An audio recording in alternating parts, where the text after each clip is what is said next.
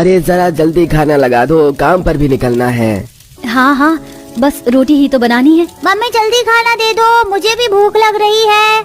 अब मधु जल्दी से चूल्हे पर रोटी सेककर अपने पति और बेटे की प्लेट में डाल देती है और कटोरी में पानी दोनों के आगे रख देती है और फिर से रोटी बेलने में लग जाती है।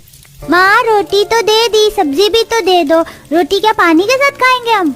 भले ही तूने ये बात मजाक में कही हो, लेकिन आज रोटी पानी से ही खाना पड़ेगा बेटा। तुझे तो हमारे घर की हालत पता ही है। मैं तो भूल ही गया कि पेट भरने के लिए 2 दिन से घर में कोई सब्जी नहीं है।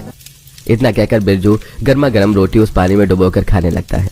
गोलू भी अपने पिता को देखकर रोटी को पानी में डुबोकर खाने लगता है। ये देखकर मन ही मन मधु काफी परेशान हो जाती है। हे प्रभु, कैसे दिन दिखा रहा है। मेरे परिवार को रोटी के साथ दाल सब्जी की जगह पानी के साथ रोटी खाना पड़ रहा है। ये कहते हुए मधु की आंखों में आंसू भर आई थे। वहीं दूसरी तरफ मधु की जेठानी शोभना अपने पति और बेटी की डाइनिंग टेबल पर खाना परोस रही थी। बेटा कम से कम 5-6 पूरी तो खा ले, और ये पनीर की सब्जी क्यों छोड़ दिए? जल्दी से खा ले। खीर खाना है या हलवा, दोनों थोड़ा थोड़ा खा ले। नहीं नहीं मम्मी, बस भी करो। कितना खिलाओगी? अरे अरे मेरे में भी इतना सब्जी क्यों डाल रही हो? और इतना मीठा मैं खाता। अरे रहने दो। हाजी थोड़ा सा ले लीजिए, आपकी पसंद का ही हलवा बनाया है मैंने। इतना कहकर शोभना राकेश की प्लेट में हलवा डाल देती है। तभी वहाँ शकुंतला का आना होता है। अरे बहू, आज खाने में क्या कुछ बनाया है? अरे माँ बैठो, खाने में बढ़िया बढ़िया पकवान बने हैं। शोभना जरा माँ के लिए भी खाना लगा दो। लगता है आज भी अपनी छोटी बहू के यहाँ रोटी में पानी मिला है। जहाँ एक तरफ छोटी बहू के पास खाने के लिए लाले पड़े थे, वहीं दूसरी तरफ बड़ी बहू के घर में खाने की कोई कमी नहीं थी। एक से बढ़कर एक पकवान बने थे। आखिर दोनों बहुओं में जमीन आसमान का अंतर कैसे आया, और कैसे झोपड़ी वाली और पक्के मकान वाली ये बहू इन परिस्थितियों में अपनी जिंदगी गुजार रहे थे, एक खुशहाल तो एक दुखी होकर, जानने के लिए हमें कहानी में पीछे चलना होगा। शकुंतला के 2 बेटे बिरजू और राकेश दोनों ही काफी अलग थे। एक के पास पक्के का महल जैसा घर तो दूसरे के पास घास फूस की झोपड़ी। एक के पास खाने की कोई कमी नहीं तो दूसरे के पास खाने के लिए रोटी को भी पानी में डुबोकर खाना पड़ता था। शकुंतला अपने छोटे बेटे बिरजू के साथ ही रहती थी, क्योंकि शकुंतला की पक्के मकान वाली बहू को उसके पैसे और घर का कुछ ज्यादा ही अहंकार था। ये लकड़ियां मैं रास्ते में आते वक्त काटते हुए लेकर आया हूँ। हाथ पैर धो लेता हूँ, भूख बहुत जोरों की लगी है, खाना लगा दो। जी ठीक है, आप हाथ पैर धो लीजिए, मैं खाना लगा देती हूँ। हम सभी आपका ही इंतजार कर रहे थे। बिरजू अब हाथ पैर धोकर खाना खाने बैठता है। तभी बिरजू अपनी माँ शकुंतला के बारे में अपनी पत्नी से पूछता है। अरे माँ कहाँ है? कहीं नजर नहीं आ रही। दादी तो पड़ोस वाली आंटी के घर गई हैं, लेकिन पापा आपको पता है आज चाची ने दादी की खूब बेइज्जती की है। उन्होंने दादी से कहा कि यहाँ सिर्फ अच्छा खाना खाने आती हो। मधु, क्या गोलू सच कह रहा है? और अगर ऐसा है तो माँ को मैंने कितनी बार कहा है कि वहाँ नहीं जाना। भैया और भाभी का अहंकार कुछ ज्यादा ही बढ़ता जा रहा है। अरे क्या हो गया है? अगर हमारे पास खाने की कमी है, हम उनकी तरह पक्के मकान में नहीं रहते, तो क्या वो हमें नीचे दिखाएंगे? मैं माँ जी को बुला कर लाती हूँ, सब साथ में बैठकर खाना खाइए। आप गुस्सा मत कीजिए, मैंने माँ जी को समझा दिया है, वो वहाँ नहीं जाएंगी। मधु अब अपनी सास को बुलाकर लाती है और सभी बैठकर खाना खाते हैं। तभी गोलू खाने की प्लेट को आगे करते हुए कहता है, मुझे नहीं खाना ये पानी वाला चावल, मुझे तो सब्जी चावल, दाल चावल, रोटी सब्जी ये सब खानी है। माँ आप तो रोटी के साथ भी पानी देती हो। इतना कहकर गोलू रोने लगता है, लेकिन मधु और शकुंतला उसे समझाते हैं। तब जाकर कहीं वो खाना खाता है। ये देखकर बिरजू काफी उदास था कि वो अपने परिवार को ढंग का एक वक्त का खाना भी नहीं खिला पा रहा है। वहीं दूसरी तरफ जब शकुंतला घर के बाहर बैठी होती है तो वो देखती है कि उसकी बड़ी बहू रात का बचा हुआ खाना कूड़ेदान में फेंक रही है। देख रही है बहू, ये खाना बेशक कूड़े में डाल दे, लेकिन कभी किसी को दे नहीं सकती। ना जाने क्यों इसके अंदर इतना घमंड आ गया है। माँ जी, रूखी सूखी जो भी हो लेकिन अपनी हो। अगर हम दीदी से बचा हुआ खाना मांगने भी जाएंगे तो वो हमें हमारे 10 कर्म गिनाकर खाना देंगी। ये भी तो बिल्कुल ठीक कह रही है। कल मुझे राकेश के घर से पकवान की खुशबू आई तो मन ही तो है, नहीं माना और मैं चली गई। वहाँ गई तो देखा राकेश और उसकी बेटी खाना खा रहे हैं। राकेश ने खाना पूछा भी, लेकिन इसने मेरी खूब बेइज्जती की। माँ जी, हमारे पास जो ही रूखी सूखी रोटी है हम उसी में खुश हैं। आप इस तरह खाने के लिए अपनी और हमारी बेइज्जती करवाने मत जाया कीजिए। शकुंतला की आंखें भर आई थी। उसे अपनी बड़ी बहू के तानों की आवाज अब तक गानों में गूंज रही थी, जो उसने थोड़े से खाने के लिए अपनी सास को सुनाया था। ऐसी समय बीत रहा था। झोपड़ी में रहने वाली मधु और पक्के मकान में रहने वाली शोभना अपनी अपनी जिंदगी जी रहे थे। कोई दुख कट कर तो किसी के पास इतना खाने को था कि वो खाना फेंक रहा था। एक रोज देर शाम बिरजू काम से लौट रहा होता है। वो देखता है कि रोड पर भीड़ लगी है। अरे यहाँ क्या हो गया है? जितनी ये भीड़ लगी है देखता हूँ। जब वो वहां जाता है तो देखता है कि वहां पर एक गाड़ी का एक्सीडेंट हुआ था, जिसमें और कोई नहीं बल्कि उसका बड़ा भाई राकेश था, जो बेहोश हो चुका था। उसके सिर पर गहरी चोट थी, सिर से खून बह रहा था और कोई भी उसे अस्पताल ले जाने के लिए आगे नहीं आ रहा था। बिरजू तुरंत ही राकेश को गाड़ी में से निकालकर लोगों की मदद लेकर उसे अस्पताल लेकर पहुंचता है। डॉक्टर भी राकेश का इलाज करते हैं और कुछ देर बाद राकेश को होश आ जाता है। मुझे पता नहीं था कि मेरी जान बचाएगा, तो अगर आज तो नहीं होता तो मैं तो भी नहीं होता। मेरा परिवार मेरे बिना कैसे जी पाता। डॉक्टर साहब ने बताया कि अगर थोड़ी देर हो जाती तो कुछ भी हो सकता था। आप चिंता मत करो भैया, सब ठीक हो जाएगा, बस भाभी आ जाए तो मैं घर के लिए निकलूंगा। बिरजू और राकेश बात कर ही रहे होते हैं कि तभी रोती बिलखती हुई शोभना वहां आती है और बिरजू को राकेश का हाथ पकड़े देख उसका हाथ झटक कर उसे सुनाने लगती है। आप ठीक तो है ना? इसने जानबूझकर आपकी गाड़ी का एक्सीडेंट करवाया होगा और हमदर्दी जताकर आपको अस्पताल ले आया ताकि लोगों की नजरों में अच्छा बन सके। अरे इसकी नजर तो कब से हमारे घर पर है। छोटी सोच वाले ये लोग कभी अपने मकसद में कामयाब नहीं हो पाएंगे। अरे नहीं नहीं नहीं भाभी, ऐसा मत कहिए। मैं तो काम से लौट रहा था और जब वहां पहुंचा तो देखा भैया बेहोश पड़े थे और उनके सिर से खून बह रहा था।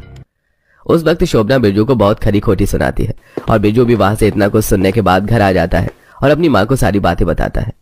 ऐसी निर्लज्ज औरत मैंने अपनी जिंदगी में आज तक नहीं देखी। एक तो मेरा बेटा राकेश की जान बचाने में लगा हुआ था और ये है कि मेरे बेटे को दोषी ठहरा रही है। जाने दो माँ, मुझे भाभी की बातों का बुरा बिल्कुल भी नहीं लगा। बस भैया जल्द से जल्द ठीक होकर घर आ जाएं। अब 2 से 3 दिन बाद ही राकेश को अस्पताल से छुट्टी मिल जाती है और जब राकेश घर आता है तो बिरजू अपने पूरे परिवार के साथ राकेश के घर उससे मिलने पहुंचता है। ये लो, आ गए आपका हाल चाल लेने या ये पूछने कि आप जिंदा कैसे हैं। भाभी आप क्या कह रही हैं? और नहीं तो क्या, तुम लोग तो चाहते हो कि मेरा पति मिल जाए और तुम लोग इस घर को अपना लो। राकेश अपनी पत्नी की बात सुन रहा था। अब उसे गुस्सा आ जाता है और वो गुस्से में अपनी पत्नी पर हाथ उठा देता है। अगर उस दिन बिरजू ने मेरी जान नहीं बचाई होती, मुझे हॉस्पिटल नहीं ले गया होता, तो तुम आज विधवा हो चुकी होती, समझी ना? तुमने ही मुझे मेरे भाई से, मेरी माँ से, मेरे परिवार से दूर किया है। अगर तुम्हें एहसास नहीं तो तुम यहाँ से जा सकती हो। भैया क्या जरूरत थी भाभी पर हाथ उठाने की? तूने मेरी जान बचाकर मुझ पर बहुत बड़ा एहसान किया है और अब मैं चाहता हूँ कि तुम मेरी कंपनी में मेरे साथ काम कर, यूं सड़क पर मजदूरी मत कर। राकेश को उस वक्त एहसास होता है कि पैसा ही सब कुछ नहीं होता, बल्कि परिवार भी पैसों से बढ़कर है। इसीलिए वो अपने छोटे भाई को अपनी कंपनी में काम देता है, जिससे बिरजू के घर की स्थिति में सुधार आता है और उनके घर भी रोटी के साथ सब्जी और चावल के साथ दाल बनने लगा था। और इधर शोभना का भी अहंकार कम होता है क्योंकि राकेश ने उसे एहसास दिला दिया था कि उसका परिवार उसके लिए कितना जरूरी। अरे बहू जल्दी कर, तेरे भाई इतने समय बाद आया है, कुछ अच्छा सा बना ले। पर मुझे समझ नहीं आ रहा, हमारे घर में तो कुछ भी अच्छा नहीं है।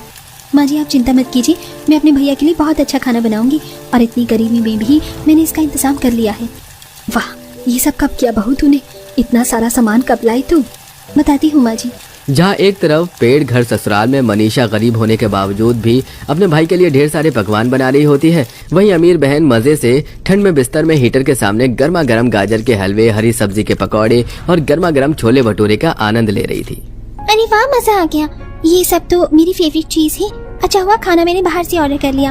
वाकई में मैंने वो खाना अच्छा नहीं बनाया था, ऊपर से मेरा खाना भी जल गया। लेकिन मेरे पास हीरो का ससुराल है, मैं जब चाहे नौकरों से ठंड में गर्मा गर्म बढ़िया पकवान बनवा कर खा सकती हूँ, वो भी ऐसे। आहा, मजा आ गया। ये क्या, एक तरफ गरीब बहन पेड़ घर में रह रही थी और मुश्किल से ठंड के पकवान बना रही थी, वहीं दूसरी तरफ अमीर बहन हीरे के ससुराल में रहकर बढ़िया बढ़िया पकवान खा रही थी। आखिर दोनों के ससुराल में जमीन आसमान का इतना अंतर क्यों था? आइए जानने के लिए कहानी में कुछ समय पीछे चलेंगे, जहां मोहिनी अपनी बड़ी बेटी की शादी एक गरीब घर में आतिश के साथ कर देती है, जहां वो अपने गरीब ससुराल में बहुत अच्छे से खुशी खुशी रह रही थी। लेकिन शादी के कुछ दिनों बाद ही एक ऐसा भयानक तूफान आता है जिसमें उनकी कच्ची झोपड़ी उड़ जाती है और वो अपना थोड़ा बहुत सामान उठाकर तूफान से बचने के लिए जंगल की ओर भागते हैं। हे भगवान, ये क्या हो गया? मेरी बहू को अभी शादी करके आई थी और अब हम उसे कहाँ रखेंगे? हमारे सर पर तो छत ही नहीं रही। माँ, मैंने अपने दोस्तों से भी पूछा, हमारे लिए कोई कमरा भी किराए पर नहीं था। अब हम कहाँ रहेंगे? तभी मनीषा एक पेड़ में कठफोड़वा नामक एक पक्षी को देखती है, जो पेड़ में अपनी चोंच से गड्ढा कर रहा होता है। माँ जी वो देखिए, छोटा सा पक्षी पेड़ में गड्ढा कर रहा है। क्यों ना हम भी ऐसे ही करके पेड़ के अंदर अपना घर बना लेते हैं, जहाँ से हमें कोई हटा भी नहीं पाएगा और ना ही हमें उसके पैसे देने पड़ेंगे। इस सर्दी की मार से भी बच जाएंगे। अरे हाँ मनीषा, ये तो बहुत अच्छा आइडिया है। चलो हम सब मिलकर काम शुरू करते हैं, लेकिन इतनी ठंड में हम रात को पेड़ का घर बना पाएंगे और अंधेरा भी हो रहा है। कोई बात नहीं, घर से आते वक्त मैं छेनी हथौड़ा रख लिया था। मैं अभी लकड़ी काट कर आग जलाने का इंतजाम करता हूँ और हम भी घर बना लेंगे। फिर आतिश लकड़ी काटकर जला देता है और तीनों ठंड में हांफते हुए एक पेड़ के बीच से पक्षी की भांति खोखला करने लगते हैं। रात के 3 बजे तक पेड़ घर बनाकर वो सो जाते हैं। अगले दिन मनीषा किसी तरह जुगाड़ करके जंगल में फल सब्जी ढूंढकर चूल्हा बनाकर खाना तैयार कर लेती है, जिसे वो सब लोग खा लेते हैं। खाना तो खा लिया, लेकिन हमारे घर में रहने के लिए कुछ भी नहीं है। हमें वो सब भी लकड़ियों से ही बनाना होगा। हाँ तो हम बनाएंगे ना। माँ जी आप आराम कीजिए, मैं उनके साथ हूँ, मैं ये सारा काम करवा दूंगी। ये कहकर दोनों पति पत्नी मिलकर लकड़ी का बेड, सोफा, मेज बनाकर तैयार कर देते हैं, जिसके बाद आतिश अपने गोदाम के काम पर चला जाता है, जिससे वो लोग 2 वक्त की रोटी का गुजारा कर लेते हैं। वहीं दूसरी तरफ मनीषा की छोटी बहन ट्विंकल को एक अमीर घर का लड़का हीरे की बड़ी सी अंगूठी पहनकर प्रपोज कर देता है। ट्विंकल, मैं तुम्हें बहुत पसंद करता हूँ, will you marry me? Really? Yes, I will marry you. वाह, अब तो मैं ध्रुव की ससुराल की बहू बनने वाली हूँ। ये सुनकर ट्विंकल उसे गले से लगा लेती है। कुछ दिनों बाद कविता मनीषा को मायके भेज देती है। अपनी माँ से बात करके वो अपने पेड़ घर ससुराल के बारे में भी बता देती है। ये बात ट्विंकल सुन मनीषा को ताने मारती है। देख रही हूँ माँ, आपकी एक बेटी तो पेड़ घर ससुराल में पहुँच गई, लेकिन मैं जाऊंगी हीरे के ससुराल में और बहुत मजे करूंगी। और वहाँ के गहने क्या, दीवार, प्लेट, जूते, घर, सब कुछ हीरो का बना हुआ है। अच्छी बात है, जो उसकी किस्मत में था उसे मिल गया। तुझे जो मिल रहा है वो तेरी किस्मत है। लगता है तेरा भाई तेरी शादी पर भी नहीं आएगा। कोई बात नहीं, मैं बाद में मिल लूंगी भैया से। 2 दिन अपनी माँ के पास रहकर मनीषा वापस अपने पेड़ घर ससुराल में चली जाती है। वहीं मनीषा की भी हीरे के ससुराल में शादी हो जाती है, जहाँ उसकी सास हीरे की आरती की थाली से उसकी आरती उतारती है और नौकरों से छोटे छोटे हीरे के उस पर बरसात करवाती है। अरे वाह, मेरी हीरोइन वाली नहीं हीरे वाली एंट्री है। वैसे मेरी किस्मत नहीं, मैं लकी हूँ, क्योंकि मैं अपनी ड्रेसिंग सेंस को अमीर जैसे रखती थी, तभी तो शेष ने मुझे प्रपोज किया। बहू, तुम किस सोच में डूब गई? घर के अंदर भी आ जाओ, जो अपने कपड़े बदल कर आओ, फिर मैं तुम्हें कुछ दूंगी। जी माँ जी। ट्विंकल अपने कपड़े बदल कर आती है, जहाँ सास उसको नए हीरे के कंगन, हीरे के सारे जेवर पहना देती है और शीशे में खुद को देख ट्विंकल हक्की बक्की रह जाती है। वाह माँ जी, मैं तो बहुत सुंदर लग रही हूँ। सुंदर तो तुझे लगना ही था, आखिर मैंने तुझे हीरो के जेवरात जो दे दिए हैं। एक तरफ पेड़ वाले ससुराल में रहकर मनीषा बहुत ज्यादा संघर्ष का सामना कर रही थी, लेकिन उसमें भी वो इतना स्वादिष्ट खाना बनाती थी कि थोड़ा ही सही ससुराल वालों का पेट तो भर जाता था। लेकिन वहीं ट्विंकल हीरे के ससुराल में रहकर भी अपने हीरे के ससुराल को राख बनाने में लगी रहती थी। कभी कोई खाना जला दिया करती थी। कुछ दिनों बाद उसका भाई ध्रुव विदेश से लौटकर अपनी माँ के पास आ जाता है।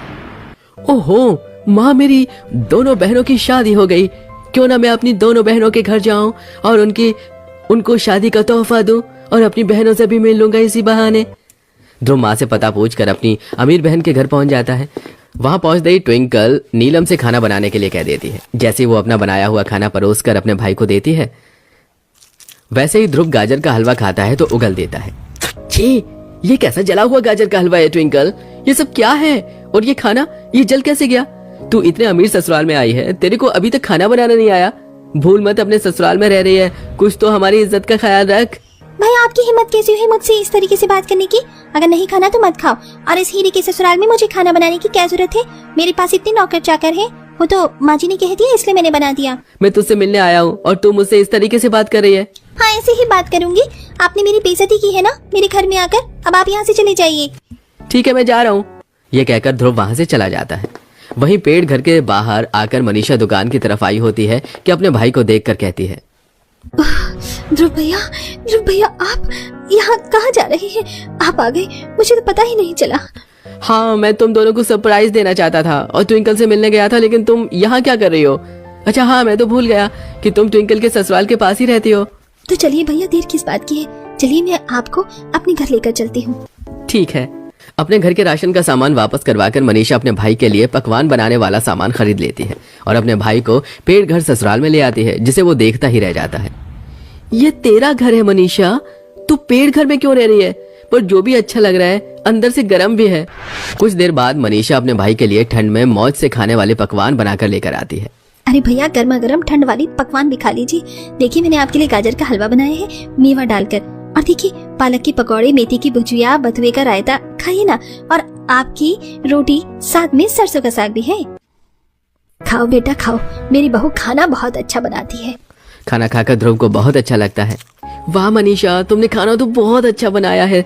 ससुराल में आकर सीखा क्या खाना बनाना ये? हाँ भैया मुझे तो ये खाना बनाना पहले से ही आता है। वो तो आप विदेश चले गए इसीलिए आपको पता नहीं है। मैं अच्छा खाना बनाती हूँ और छोटी को अभी तक खाना बनाना नहीं आता। हाँ, ये तो मुझे पता चल गया।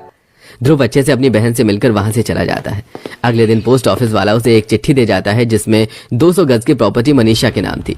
ये देख मनीषा ध्रुव को फोन कर देती है। ये क्या भैया, आपने ये प्रॉपर्टी मेरे नाम क्यों कर दी? बस ये समझ, इसकी हकदार तू है और इसे शादी का तोहफा समझ कर रख ले। फोन पर मनीषा अपने भाई को धन्यवाद करके फोन रख देती है और अब पेड़ घर छोड़कर ठंड में पूरा परिवार ध्रुव की प्रॉपर्टी में खुशी खुशी रहने लगता है।